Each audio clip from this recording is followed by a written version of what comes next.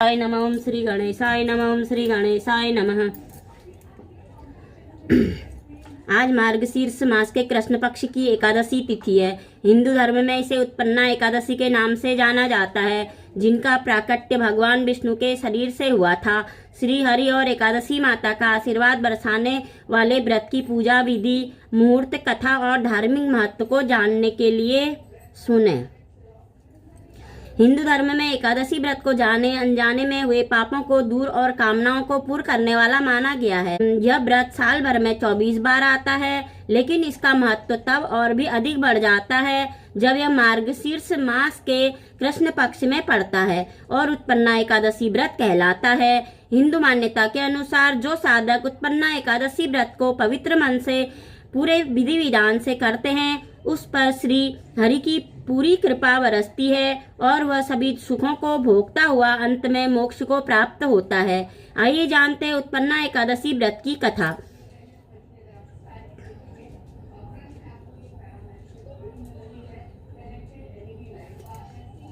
उत्पन्ना एकादशी व्रत की विधि। प्रातःकाल स्नान करने के बाद ईशान कोण में एक चौकी पर भगवान विष्णु की मूर्ति का चित्र को पीला कपड़ा बिछाकर रखें। इसके बाद उस पर पवित्र जल छिड़ककर पुष्प, वस्त्र आदि चढ़ाएं। इसके बाद भगवान विष्णु को धूप दीप दिखाएं और उत्पन्ना एकादशी व्रत की कथा करें।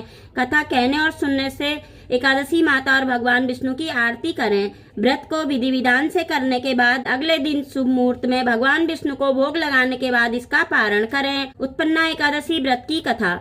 हिंदू मान्यता के अनुसार सतयुग में एक मूर नाम का दैत्य था जो काफी बलवान और भयानक था। उसने जब समस्त लोकों में अपना आतंक फैला दिया, तब देवतागण इंद्र के साथ भगवान विष्णु के पास मदद मांगने के लिए गए। इसके बाद भगवान विष्णु ने उसके साथ युद्ध करना प्रारंभ किया। मान्यता है कि उसके साथ ही श्री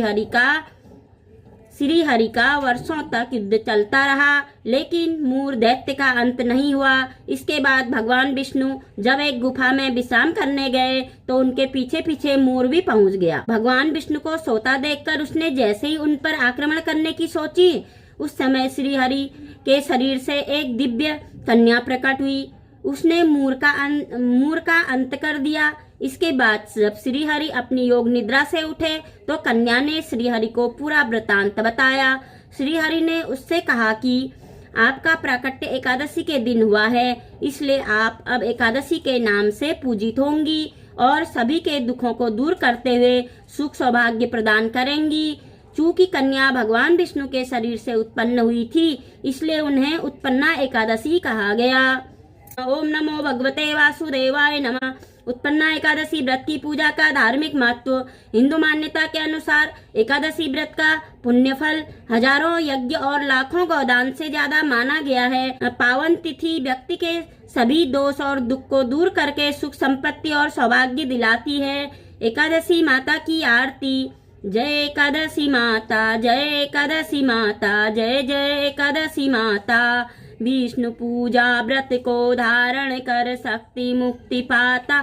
जय एकादशी माता, तेरे नाम गिनाऊं देवी, भक्ति प्रदान करनी, गण गौरव की देनी, माता शास्त्रों में वरनी। जय एकादशी माता। मार्गशीर्ष के कृष्ण पक्ष की उत्पन्ना विश्वतारिणी जननी, शुक्ल पक्ष में हुई मोक्षदा मुक्तिदाता बन आई। जय एकादशी माता। पौष के कृष्ण पक्ष की सफला नामक है, शुक्ल पक्ष में होय पुत्रदा, आनंद अधिक रहे। जय एकादशी माता। सट तिला माघ मास में कृष्ण पक्ष आए, शुक्ल पक्ष में जया कहावे, विजय सदा पावे। ओम जय एकादशी माता। विजया फागुन कृष्ण पक्ष में शुक्ला आमल की, पाप मोचनी कृष्ण पक्ष में चैत्र महाबली की। ओम जय एकादशी माता। चैत्र शुक्ल में नाम कामदा, धन देने वाली, नाम वरुदिनी कृष्ण पक्ष में बैसाख माह वाली। जय एकादशी माता। शुक्ल पक्ष में होय मोहिनी, अपराजेष्ठ कृष्ण पक्षी, नाम निर्जला सब सुख करनी, शुक्ल पक्ष रखी। जय एकादशी माता।